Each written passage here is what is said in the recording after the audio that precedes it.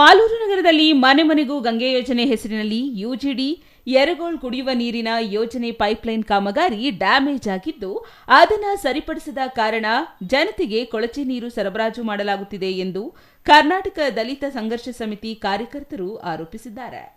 ಸಂಚಾಲಕ ಎಸ್ಎಂ ವೆಂಕಟೇಶ್ ನೇತೃತ್ವದಲ್ಲಿ ನಗರಸಭೆ ಪೌರಾಯುಕ್ತರಿಗೆ ಮನವಿ ಸಲ್ಲಿಸಿದ ಕಾರ್ಯಕರ್ತರು ಮಾಲೂರು ನಗರದಲ್ಲಿ ಜಲಜೀವನ್ ಮಿಷನ್ ಯೋಜನೆಯಡಿ ನಡೆಯುತ್ತಿರುವ ಮನೆ ಮನೆಗೂ ಗಂಗೆ ಕಾಮಗಾರಿ ಅವೈಜ್ಞಾನಿಕವಾಗಿ ನಡೆಯುತ್ತಿದೆ ಎಂದು ಆರೋಪಿಸಿದರು. ನಗರದಲ್ಲಿ ಯುಜಿಡಿ ಕಾಮಗಾರಿ ಅವೈಜ್ಞಾನಿಕವಾಗಿದೆಯೇ?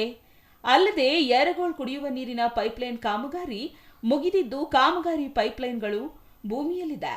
ಆದರೆ ಜಲಜೀವನ್ ಮಿಷನ್ ಯೋಜನೆಯ ಮನೆ ಮನೆಗೂ ಕುಡಿಯುವ ನೀರಿನ ಕಾಮಗಾರಿ ಅವೈಜ್ಞಾನಿಕವಾಗಿ ನಡೆಯುತ್ತಿದ್ದು ಕೆಲವು ಕಡೆ ಯುಜಿಡಿ ಪೈಪುಗಳನ್ನು ಹೊಡೆದು ಯುಜಿಡಿ ಗಲೀಜು ನೀರು ಕುಡಿಯುವ ನೀರಿಗೆ ಮಿಶ್ರಣವಾಗುತ್ತಿದೆ. ಯರಗೋಳ್ ಕುಡಿಯುವ ನೀರಿನ ಪೈಪ್ಲೈನ್ಗಳು ಕೆಲವು ಕಡೆ ಡ್ಯಾಮೇಜ್ ಆಗಿದೆ. ಚೆನ್ನಾಗಿರುವ ರಸ್ತೆಯನ್ನು ಅಗೆದು ಸರಿಯಾಗಿ ಮುಚ್ಚದೆ ಸಾರ್ವಜನಿಕರಿಗೆ ತೊಂದರೆಯಾಗುತ್ತಿದ್ದು ಕಾಮಗಾರಿ ಪರಿಶೀಲನೆ ಮಾಡಿ ಕಳಪೆ ಕಾಮಗಾರಿ ಮಾಡುತ್ತಿರುವ ಗುತ್ತಿಗೆದಾರರ ವಿರುದ್ಧ ಕಾನೂನು ಕ್ರಮ ಜರುಗಿಸಬೇಕೆಂದು ಒತ್ತಾಯಿಸಿದರು. ಶಿಸ್ತು ಕ್ರಮ ಜರುಗಿಸದೆ ಹೋದ್ರೆ ಕಾಮಗಾರಿ ಎಲ್ಲಿ ಪ್ರಾರಂಭ ಮಾಡ್ತಾ ಇದ್ದಾರೋ ಅಲ್ಲಿ ಕರ್ನಾಟಕ ದಲಿತ ಸಂಘರ್ಷ ಸಮಿತಿ ಅಡ್ಡಗಟ್ಟಿ ಪ್ರತಿಭಟನೆ ಮಾಡುತ್ತಾ ಇರ್ತಕ್ಕಂಥ ಮಾತನ್ನು ಎಚ್ಚರಿಸ್ತಾ ಈ ಮನವಿ. Eshwar, CTV news, Kolar.